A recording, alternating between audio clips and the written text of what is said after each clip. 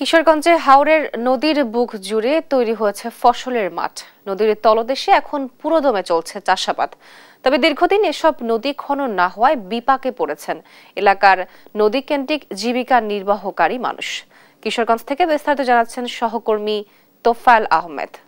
তো এই বিষয়ে কর্তৃপক্ষ কি বলছে নদী খননের ব্যাপারে? বিস্তারিত কি তথ্য রয়েছে আপনার কাছে, আমাদেরকে জানাবেন। জি তোয়া, ধন্যবাদ আপনাকে। আসলে এখানকার আমি এখন যেখানে দাঁড়িয়ে আছি কিশোরগঞ্জের যে হাওর উপজেলা অষ্টগ্রামের যে ধলেশ্বরী নদীর যে তলদেশ, এখানে কিন্তু আমি দাঁড়িয়ে আছি। আসলে দীর্ঘদিন যাবৎ কিন্তু কিশোরগঞ্জের হাওরের যে নদীগুলো রয়েছে সেগুলো খনন না করায় কিন্তু এখানকার যে নদী কেন্দ্রিক জীবিকা যে নির্বাহকারী যে কথাটা আপনি বলছিলেন, আসলে এই যে জনগোষ্ঠী আসলে তারা কিন্তু এই নদীর এই দীর্ঘদিন খনন না হয় কিন্তু এখানকার যেই নদীকে নিয়ে আসলে যারা জীবিকা আসলে নির্বাহ করে আসছিল তাদের কিন্তু বেশ বিপাকে পড়তে হয়েছে। আমার ঠিক পেছনে দেখতে পাচ্ছেন যে এখানকার যেই ধলেশ্বরী যে নদীটি রয়েছে এটির একদমই তলদেশ এটা কিন্তু এখন এই মুহূর্তে কিন্তু ভরা এই যেই শুকনো মৌসুমটি রয়েছে এখানে কিন্তু একদম পুরোদমে কিন্তু এখানে বড় আবাদের চলছে। একটা সময় কিন্তু আমরা দেখেছি যে এখানে কিন্তু বড় বড় লঞ্চ, স্টিমার সহ বিভিন্ন ধরনের যে নৌ যানগুলো ছিল সেগুলো কিন্তু এখানে চলাচল করতো।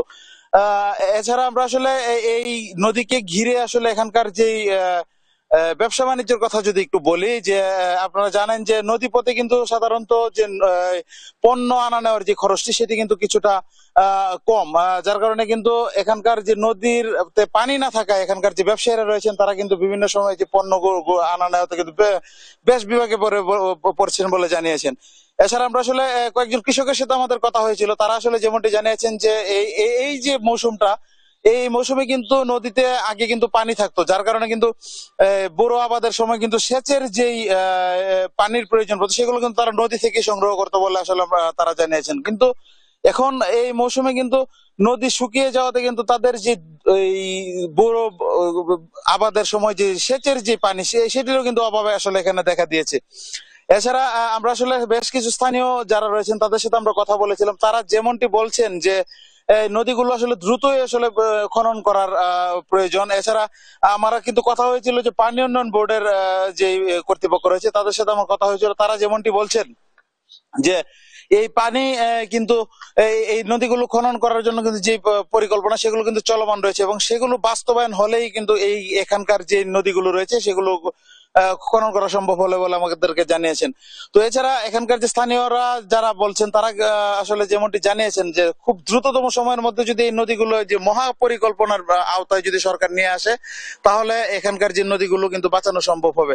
তো অতঃপর এখানকার যেই হাওরের যে নদী, যেহেতু হাওর কিশোরগঞ্জের হাওর কিন্তু নদী এবং হাওর নদী নিয়েই কিন্তু কিশোরগঞ্জের যে হাওর অঞ্চল গঠিত, তো এখানকার যে নদীগুলো যদি না বাঁচে সেক্ষেত্রে কিন্তু হাওরের কিন্তু বিরাট একটা বিরূপ প্রভাব পড়বে বলে জানিয়েছেন এখানকার যে স্থানীয় যে সচেতন মহল। তো এই ছিল মূলত কিশোরগঞ্জ থেকে আমার কাছে নদী খননের যে হাওরের নদীর সর্বশেষ অবস্থা। তোয়া, আপনাকে ধন্যবাদ তোফায়েল। কিশোরগঞ্জ থেকে সরাসরি যুক্ত ছিলেন আমাদের সহকর্মী তোফায়েল আহমেদ।